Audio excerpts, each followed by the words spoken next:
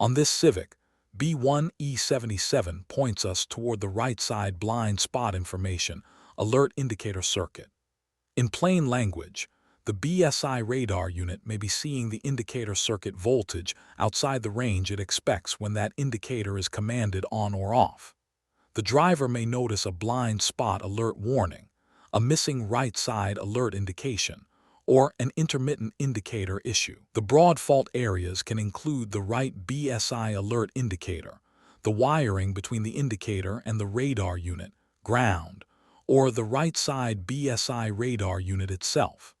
Start with the basic system checks and follow a structured diagnostic approach before getting into the pinpoint testing. For the confirmation step, turn the vehicle to the on mode, then wait for at least 5 seconds.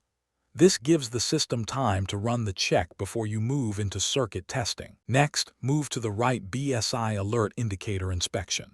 Disconnect the right BSI alert indicator 2P connector, then connect terminals No. 1 and No. 2 of that connector together with a jumper wire. Turn the vehicle to the on mode.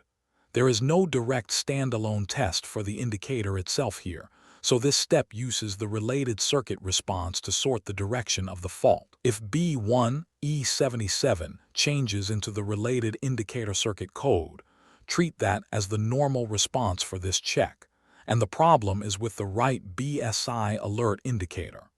If it does not change as expected, continue looking at the related components and circuit path. If the indicator simulation did not give the normal result, check the BSI RIND and ground circuits for an open. Disconnect the right BSI alert indicator 2P connector and disconnect the right side BSI radar unit 6P connector.